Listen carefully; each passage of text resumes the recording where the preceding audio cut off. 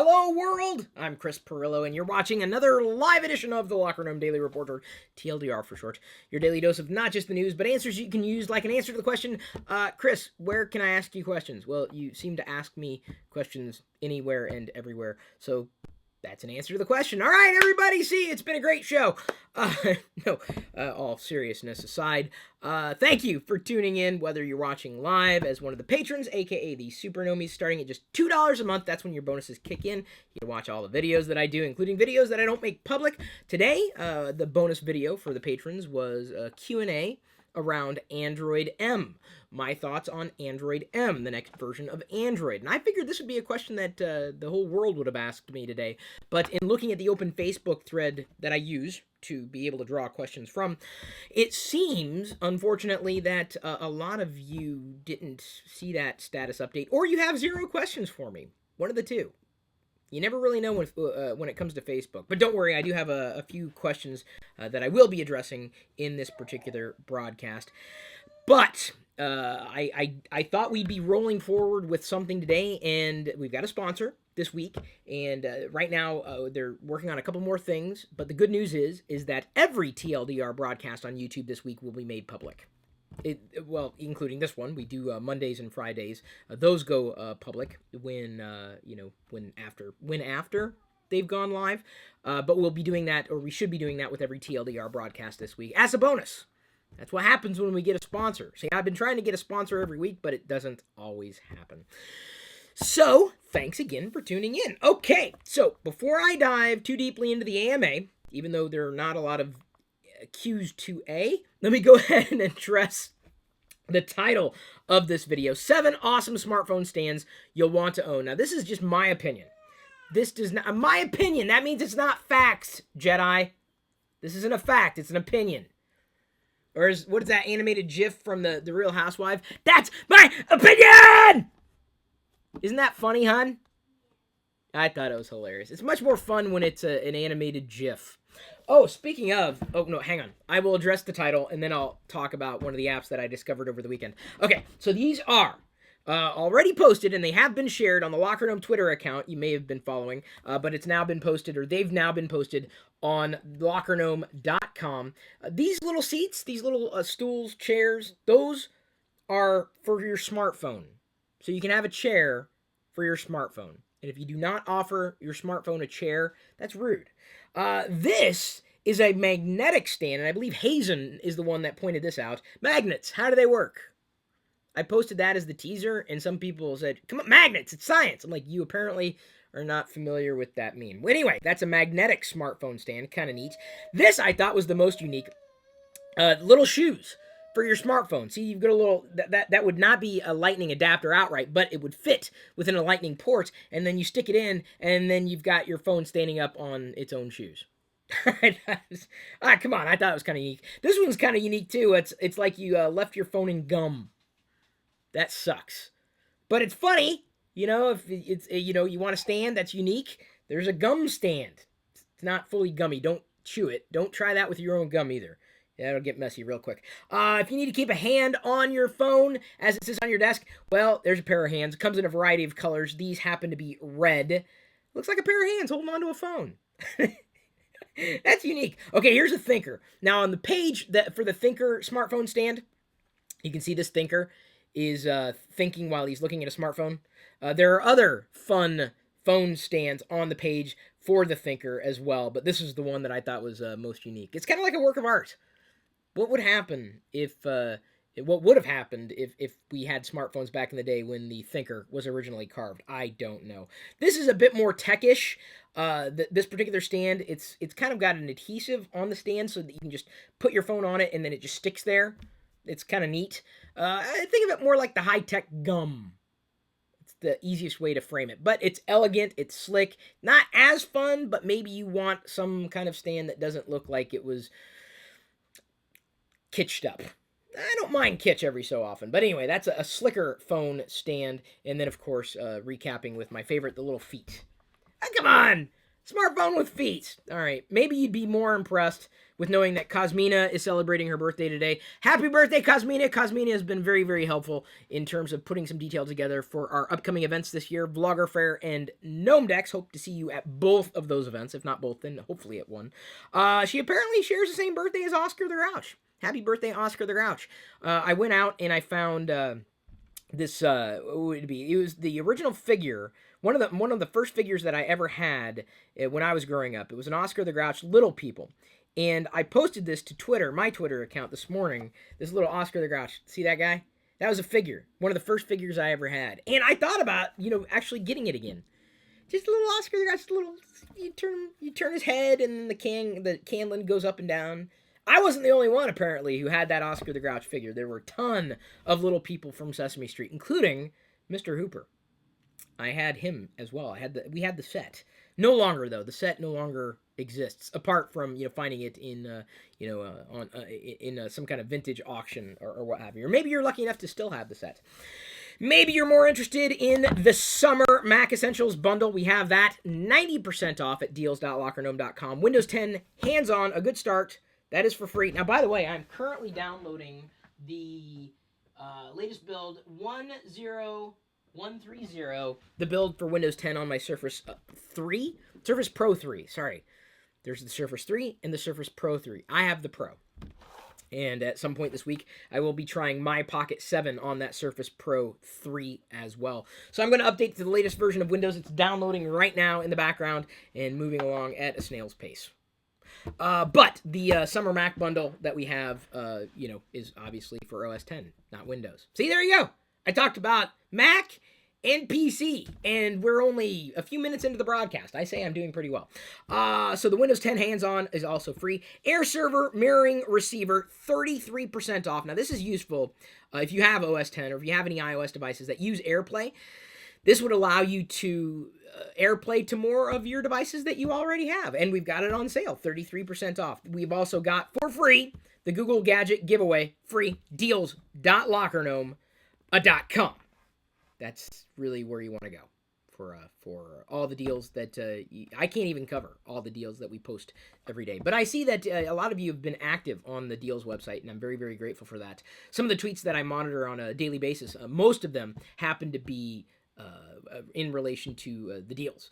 Either the deals from deals.lockergnome.com or our Pirillo vlogs, I think, are the more popular videos that we've been doing lately. That may very well change. Hopefully, knock on wood, that may very well change. But it's just some observations. It's a gut check, on a Monday morning. Steen Solos, now I'm going to the AMA thread, asks, will Jedi have any siblings in the future? We don't know. Nobody knows. I'm going to ask a couple of other questions here. I'm going to give priority to Tony Yoon, and then I'll answer Thread Lamont's question, because I think Thread's question I may dive deeper into. Tony Yoon asks, question number 63, do you plan on doing a video on the stuff that I've sent to you? Tony, yes. Tony sent the super spicy, Korean foods. Like there's apparently a Korean hot noodle challenge, spicy noodle challenge. I don't know when. I'm worried. I want to be able to do it. I got to figure out how I want to do it and where we want to be able to do it. Now, we've taken to doing live periscopes as of late. I try to do a periscope a day. It's a little live video feed that anybody can tune into at this point in time. And, for a while I was doing some AMAs and that was fun, but it got really repetitive. So we try new foods all the time. And so what we're thinking about doing is just sharing foods and the foods that we eat, and we share them with you in live streams. It's kind of fun. So part of those live streams are lifted and then placed in the vlog. Of course, not the full broadcast, because they're usually pretty lengthy. And then we get to interact with everybody when we do those things. So I don't know if I want to eat the hot noodles or the spicy noodles in a vlog. And I've thought about that in a vlog, just like doing it that way. And I don't even know if I'm going to be able to make it through the full bowl.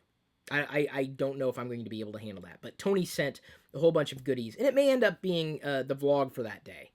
Because I think that as far as the food goes, I'm not going to launch a separate food channel that I know of. I think that would be a great moment to capture for posterity. Because they're very, very hot. apparently. So Tony, that is my game plan for it. If you have any other suggestions on how we might approach it, let me know, because this was a gift from you and I'm very, very grateful for it. Question number 64. What would you like to see improved for Google Photos?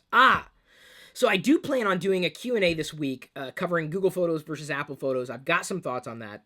Now, Tony adds, for me personally, I would like it to be more like a traditional file organization, as in being able to drag and drop and organize into custom folders. For example, if you look at the Photos tab, it just shows you all your photos ever uploaded categorized by date, regardless of whether it's added in an album or not.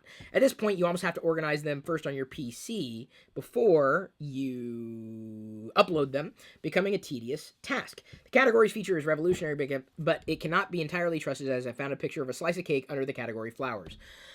So, for a version 1.0, Google Photos is fantastic. Like, I tweeted this, and I'm not the only person who said something like this. Google Photos has trumped Apple Photos. It really has, even at version 1.0. It is very easily and quickly, I think, going to replace a lot of online photo management tools for a lot of people. And much like yourself, I think that there are certain things that I wish I could do, categorize or eliminate. For example, I have a lot of classic photos that I have and I've had for quite some time. And I wanted to port them over. I wanted to bring them over because I've had some of them in Google Drive. Well, Google Photos allows you, unlimited, storage. Well, I didn't have that option before, so I had a lot of those photos inside of Google Drive. So when I moved them over, apparently there was no EXIF data. So it seems that instead of looking at the file date when it was edited or last modified, it's scanning for EXIF data. So if EXIF data or header information is missing from the images, it doesn't know what to do with it, and it assumes it's the latest one. So I'd imagine that would improve over time, because much like yourself, I kind of wish I could sort. I've got the primary way of having it scan EXIF information, but a secondary way of being able to scan and checking the last time it was updated, or for me to be able to manually modify it. And I've tried doing those things, and even if I put it into a collection or kind of hid that collection from view, there are some things that I wish I could do, and I'm sure will come within Google Photos at some point in time. But it seems that most of that information is tied directly into the EXIF data or header information for those files. So, that's one of the things that I do wish I would be able to do. For example, let me see if I've got Google Photos. Yeah, I do. Okay, I do.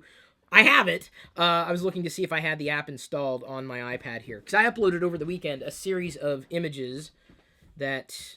There we go. So I've got these series of images in Google Photos, including a couple of animated GIFs, and you can see they're kind of catching up. Everything's catching up. See all these particular images right here that look a little pink or red, if you can see that in the video. Those are images of Jedi in Diana's womb. That was the primary ultrasound that we had done when we captured that.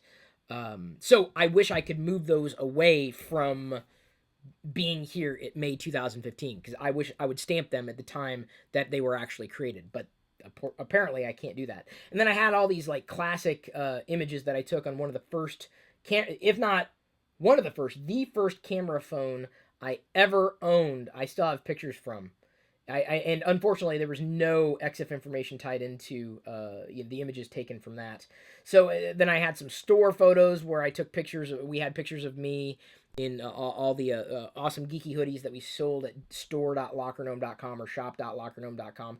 And a lot of stuff that just doesn't need to be in this particular range of time. So I really do wish that I had that feature right now. I'm sure it's going to come. But beyond that, apart from that, I thought... My gut tells me that Google's done a pretty good job in terms of, and probably better than good, in terms of being able to pull in data, organize it, and do its best for a lot of people.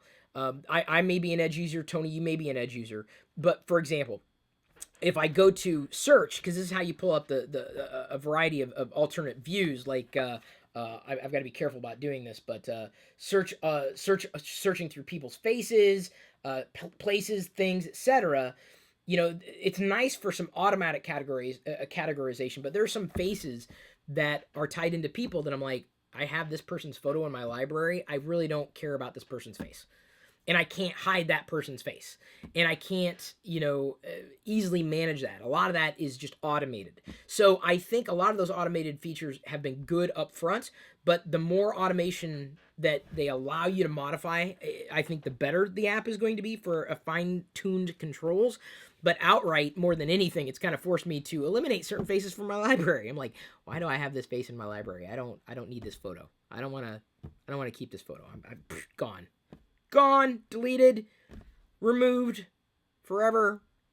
A lot of the photos that I have in my library were actually holdovers from Picasa. And I don't know what they're going to do with Picasa. I think Picasa is pretty much dead. I think Google Photos has replaced Picasa outright, because everything that I've seen in Google Photos is pretty much like Picasa, only easier, far more manageable. Maybe not like a traditional desktop app, but I think traditional desktop apps for a lot of these types of features and functionality are pretty much dead. So one of the things that I wanted to show you, as I almost interrupted myself at the beginning of the broadcast. Oh, yay! The Kickstarter project that I backed is fully funded. Not Dinosaur Attack. Mars Attacks is going to be a series of cards, and they're going to be available at card stores, or I guess where you can buy like trading cards or non-sports cards. But I got some bonuses being one of the, the project backers, and I guess it's been fully funded. Yay. Another thing that's been funded that I backed. See, I believe in backing crowdfunded projects like that. Another thing that's been backed has been the $7,500 level, Revenge of the Prequels, which is going to be a documentary about Mike Klimo's Star Wars ring theory. So I'm excited about that. I happen to back it at a level where I'll get special credit. I don't know what that means. My name will be in the movie somewhere, or in the credits somewhere, like Video Games the movie. I show up at the end during credits. I have to move this, hun. Thank you very, very, very much. Diana made eggs. I mean, she prepared eggs, not her eggs from the refrigerator. Really, and I got to move them, otherwise Wicket will get to them quickly. I will eat these as soon as I possibly can, hun. Just give me a few minutes. I'm addressing some questions from the community. Oh, so I found I didn't find it, was there. It's called, and now I can't find it. Where the hell did I put it? GIF Lab. So over the weekend, and I think I'm going to be talking about this tomorrow too, because it was an awesome bit of news. Over the weekend, Facebook basically enabled animated GIFs in the timeline, so it's awesome. To post an animated GIF, though, you can't post it outright yet. You have to link to it. So, of course, I was scouring for good animated GIF editors and creators. This is the best animated GIF creator and editor that I've found on iOS to date, and it's new. It's called GIF Lab, GIFLAB. It's freemium, so you can unlock certain things. Here's a workaround. If you don't want to pay for it, you can remove the stamp, because it puts GIF Lab in the image. And you can remove, or you can unlock the fonts and the filters simply by watching a video ad. That's easy. Or if you want to pay to remove ads which show up randomly, like little ad pop-ups, it's like $2. So it's really reasonable. Really easy to use too, and very, very configurable. I posted a few things to Twitter and Facebook over the weekend, like Jedi bouncing. If you saw her in Facebook and on Twitter, I created it with GIF Lab. It's very, very easy, very, very straightforward. Okay, what can I animate right now? I'm going to animate... Hey, Wicket. Hey, Wicket, look at me. Are you going to do something? Don't move like that. All right, Pixie, wag your tail. Wag your tail. Wag, wag, wag. Be happy. Okay. Now, Pixie's wagging her tail here. She's wagging her tail, but see how it stops and it's kind of curt and it jumps around? Well, that's fine, because what I can do is I can loop it. Okay, and then I got to hold the camera this way. I can also trim it, so I can make it very, very short. I can make it HD. I can speed it up. And there we go. I'm going to loop it. Looperang. There we go. So I'm going to make it a little shorter here. It's kind of funny. I think it's hilarious. Okay, so there's Pixie. Pixie's happy. Now I press done. It processes it. So I modify it. I can change the size, etc., etc., etc. I don't have a stamp on it, and now I share and send. So what I can do is save it to the gallery. See, there's an ad that pops up. I really don't care about that. How do I close it? I don't want a game preview. Information, close. That was stupid. See, that's the kind of thing that it was a little annoying. I may go ahead and unlock it for $2. I won't be at, huge issues. $2. Or I can upload to GFY Cat and copy the URL, which I'm going to do. So I'm copying the URL right now.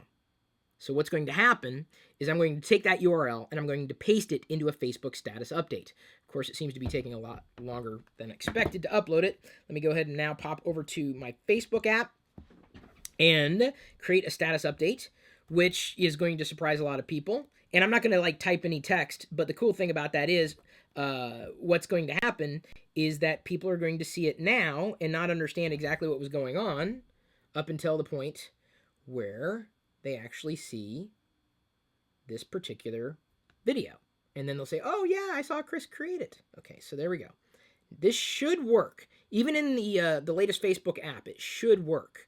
And it also works on the on Facebook, the web page directly. So there we go, Jiffy Cat GIF. And then there's a little play button, and there we go. Pixie has been animated on Facebook. That was that simple to create an animated GIF. I love animated GIFs. You can't necessarily pull in from YouTube right now. That would be something that I would like to see in the animated GIF created, but I'm a huge fan of animated GIFs. Always have been, always will be. Question number 65, asked by Tony. Does your iPhone ever freeze momentarily and not respond to any touch input? If so, do you have any suggestions to resolve this? Yeah! You know, honestly, Tony, and I'm running the latest iOS, so I chalk it up to a bug in iOS. I don't know what it is. Latest iOS. iOS 8? I don't know. I honestly do not know. You just gotta wait until it gets unstuck. You know, you can go through and you can clear out all the apps in the background if you want. That might help. You may reboot. I've had some issues recently with the latest build of iOS of just the resets. It's crazy.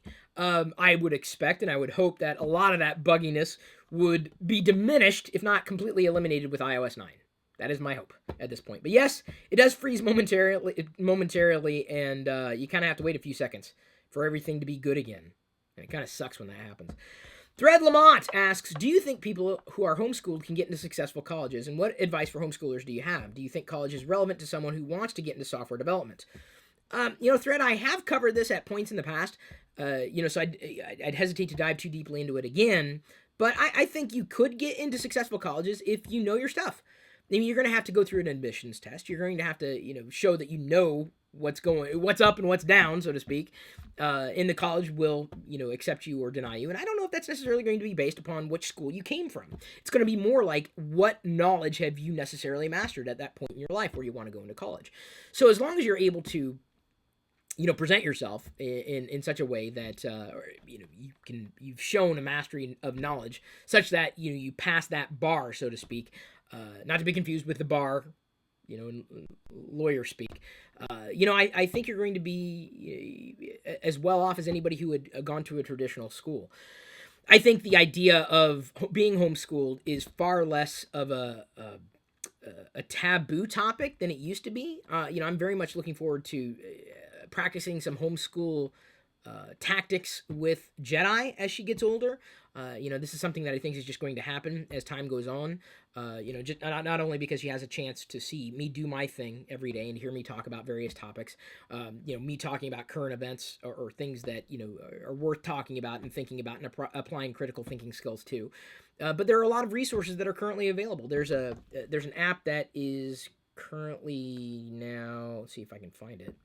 It is a Spanish-speaking app, or it helps teach people Spanish. It's called Endless Spanish, and it looks to be very well designed. But that Endless Spanish app could theoretically do better than a Spanish teacher in school. Theoretically, it all boils down to the kid or the student, how they want to learn or how they best learn. So I think that it's not about the school. It's about what you know and being able to demonstrate what it is that you know with the people who want to know how much you know to whether or not they want to accept you into their school. You know, do I think college is relevant to someone who wants to get into software development? I think there are certain disciplines that are learned over time within, you know, the college construct. Do I think college is absolutely important for everybody? No, not anymore. I used to say that, but not so much these days. In terms of software development, I think you're going to learn a lot more trial by fire, or working, you know, with someone as an apprentice, or putting stuff out there in refining your talent and honing your skills. You're going to do a lot more by gaining that experience on your own. I think you're going to get a lot further than you will with a college degree, apart from knowing that you want to work for a company. If you want to work for a larger entity, a known quantity, and you want that assurance, then yeah, I think college is going to be important. I think that degree is never going to hurt you. It's going to be very expensive, but you have to decide which path you want to take, and you're probably going to have to decide that sooner rather than later. So thank you everybody for asking questions. Honestly, these were all the questions. This is all I had in front of me. My eggs are getting cold. I need to move on to doing the live hangout with my patrons at this point. Everybody can stay tuned for all the live TLDRs when they go public later and throughout the week. Plus all the Periscopes. You can follow me on Twitter to find out when I'm streaming. Of course, you can follow me on Periscope as well. Thank you, everybody. I appreciate your time, your attention, your support in whatever ways that you see fit to give it. And at this point, I'm going to leave you to your own devices.